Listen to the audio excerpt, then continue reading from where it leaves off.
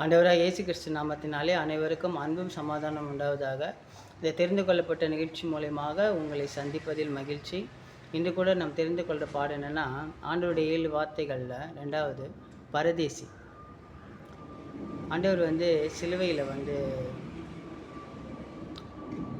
அறையப்பட்ட பின்பு அவர் பேசுகிற 2வது வார்த்தை, அந்த வலது பக்கமும் இடது பக்கமும் அந்த கல்லர்களில் அவர் நடுவில் வச்சு சிலுவையில் அடிச்சிருப்பாங்க. அதில் ஒரு கல்லர்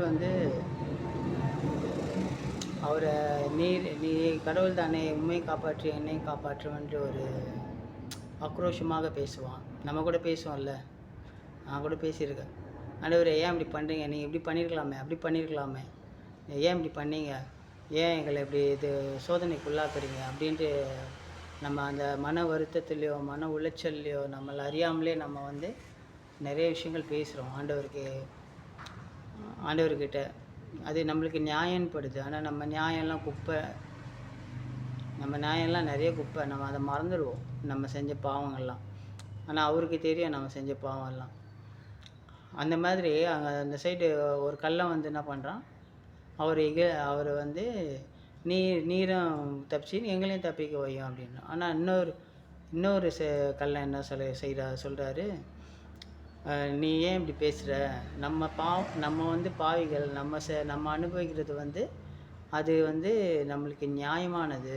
ஆனால் அவரை பாரு, அவர்கிட்ட எந்த தப்பும் இந்த மாதிரி தெரியல, ஏன் நீ இப்படி பேசுகிற, அப்படி பேசாத அப்படின்னு நான் சொல்லிவிட்டு, ஆண்டவருடைய தலைக்கு மேலே அந்த சிலுவையில் மேலே, இதோ இவர் யூதர்களின் ராஜா அப்படின்னு லத்தீன், கிரேக்கம், ஈப்ரு இந்த 3 மொழியில் எழுதி பிளாத்து அதில் அடிக்க சொல்லியிருப்பார். அப்போ அந்த இதை பார்த்துட்டு அவர் சொல்கிறாரு, ஆண்டவரே உங்களுடைய ஆட்சி உரிமை வரும்போது என்னை நினைவு கூறும் அப்படின்வார்.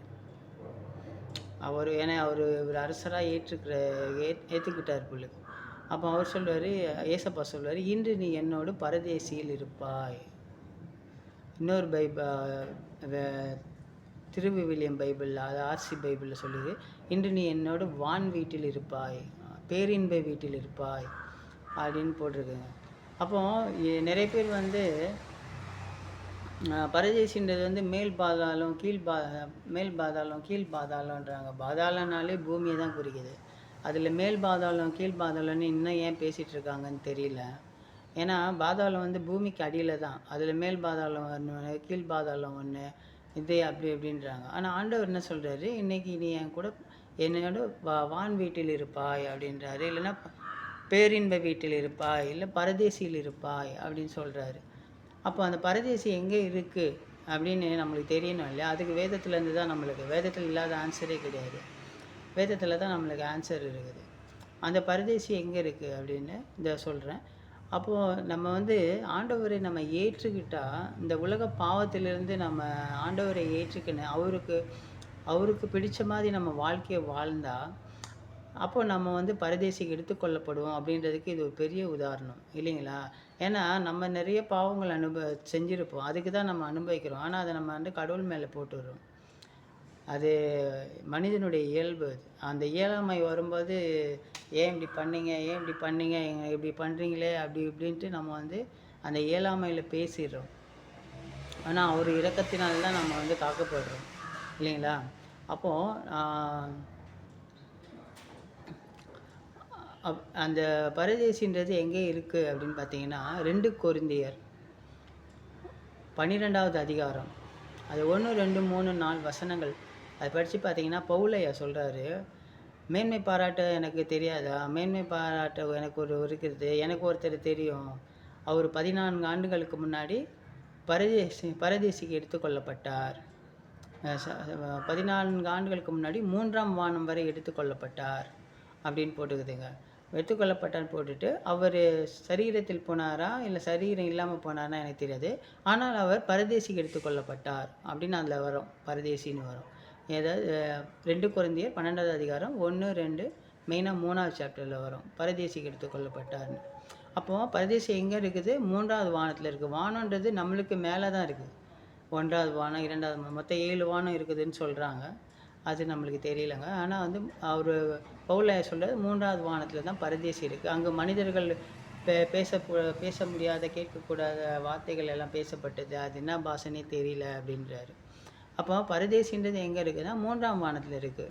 இன்னும் இவங்க இந்த நெறைய பேர் என்ன சொல்றாங்கன்னா, வேதத்தில வந்து மேல் பாதாளம், கீழ் பாதாளம்னு இன்னும் பூமி பாதாளம்ன்றது பூமிய குறிக்குது.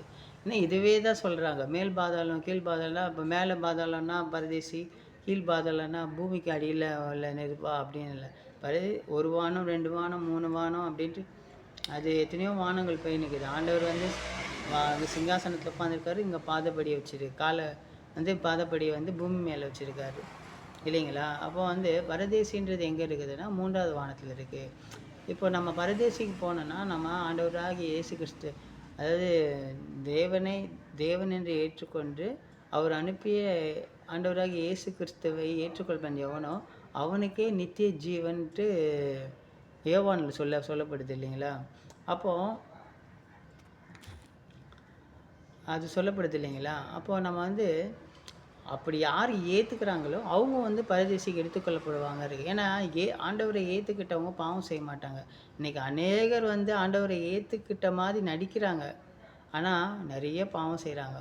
வட்டிக்கு விடுறதா இருக்கட்டும், மாமியார் மருமகள் பிரச்சனையா இருக்கட்டும், பெத்தவங்க பிள்ளைங்களுக்குள்ள பிரச்சனையா இருக்கட்டும், சொத்து பிரச்சனையா இருக்கும், பக்கத்து வீட்ல நில தகராறா இருக்கட்டும், இல்ல நான் தான் ஃபர்ஸ்ட்டு, நீ தான் ஃபர்ஸ்ட்டுன்ற ஒரு போட்டி உணர்வா இருக்கட்டும், என்னை விட அவ பெரியவளா என்ற பெருமையா இருக்கட்டும், நான் அப்படின்ற ஒரு ஆணவமா இருக்கட்டும், இதில நெறைய ஜாதி ஜாதி பார்க்குறாங்க. ஜாதியா இருக்கட்டும். ஏன்னா எல்லாம் மண்ணுக்கு தான் போறோம் இல்லைங்களா? அப்போ அ எல்லாருக்கும் தெரியும் நம்ம மண்ணுக்கு தான் போறோன்ட்டு. இன்னும் இந்த ஆண்டவர் சொல்றாரு, ஆண்டவருக்கு பிடிக்காதது பெருமை தாங்க. நான், பெருமை இதெல்லாம் ஆண்டவருக்கு பிடிக்கவே பிடிக்காது. அந்த லூசிபர் என்னைக்கு அந்த நான் என்று சொன்னானோ அன்னைக்கு கீழ தள்ளப்பட்டான். இதெல்லாம் நம்ம வேதத்தில் படிக்கிறோம். நிறைய பேர் சொல்றத கேட்குறோம். ஆலயத்துக்கு போம்போது சில நேரத்தில அத சொல்லுவாங்க, கேட்போம். ஆனாலும் வந்து நம்ம ஏன் இப்படி இருக்கிறோம்னு தெரில. அதாவது ஊழியக்காரங்கள் ஒரு பெருமையில போறாங்க. விசுவாசிகள் ஒரு பெருமையில போறாங்க. இத பார்த்த மற்ற ஜனம் வந்து, இதுக்கு எங்க கடவுளே பெருசு அப்படின்ற மாரி போறாங்க. இப்போ அன்னைக்கு அநேகர் ரட்சிக்கப்பட்டு வந்தாங்க ஒரு 50 வருஷத்துக்கு முன்னாடி. இன்னைக்கு நெறைய பேர் ரட்சிக்கப்படலங்க. அப்படியே ரட்சிக்கப்பட்டாலும் ஒரு சந்தர்ப்ப சூழ்நிலையா வந்துட்டு போறாங்களே தவிர, யாரும் இன்னும் ரட்சிக்கப்படல. அப்போ நம்ம என்ன வாழ்க்கை வாழ்ந்துன்னு இருக்கிறோம்னு தெரியல இல்லையா? அந்த பரதேசிக்கு நம்ம போனோம்னா, நம்ம எப்படி இருக்கணும், முழுசா நம்மள அர்ப்பணிக்கணும். எப்படி அந்த கள்ளன் வந்து தன்னை முழுசா அர்ப்பணிச்சான் பாருங்க. அவரை ஏத்துக்கிட்டான். அந்த 1 செகண்ட் அவரை ஏத்துக்கிட்டான். கடைசி நிமிஷம் கூட ஆண்டவர் பாவத்தை மன்னிக்கக்கூடியவரு. அந்த வே தோட்டத்தில ஆளுங்க சேர்க்கும்போது காலையில போகும்போதும் அவனுக்கு ரூ. 1, 11 மணிக்கு போகும்போதும் ரூ. 1, 3 மணிக்கு போகும்போதும் ரூ. 1, சாயந்தரம் 5 மணிக்கு போகும்போதும் அவனுக்கு ரூ. 1 அப்படின்ட்டு அவரு கொடுக்குறாரு. அது என் இஷ்டம்னு சொல்றாரு இல்லையா? அதேபோல அவரு கடைசியில மரண தருவாயில இருக்கிற அந்த ஒரு கள்ளனுக்கு கொடுத்த அந்த ஒரு பாக்கியம் வந்து வேற யாருக்கும் குடுக்கலங்க. இன்று நீ என்னோட பரதேசி அந்த ஒரு விசுவாசம், அவர ஏற்றுக்கொண்ட அந்த ஒரு விசுவாசம் பார்த்தீங்கன்னா, அவர பரதேசியில் கூட்டு போச்சு. அப்போ நம்ம வந்து இன்னும் கடவுள தெரிஞ்சுக்கிட்டு, கடவுள்கிட்ட போகாம தூரமாவே நின்னு இருக்கிறோம். வாசல் வழியா வாசல் தொறந்து இருக்குது. ஆனா நம்ம போமாட்றோம். நம்மளுக்கும் அவருக்கும் இடையில யாருமே இல்ல. ஆனா நம்ம அந்த மனிதர்கள வச்சு, நம்ம தேவன்கிட்ட போறதுக்கு ரொம்ப தடைப்படுதுங்க.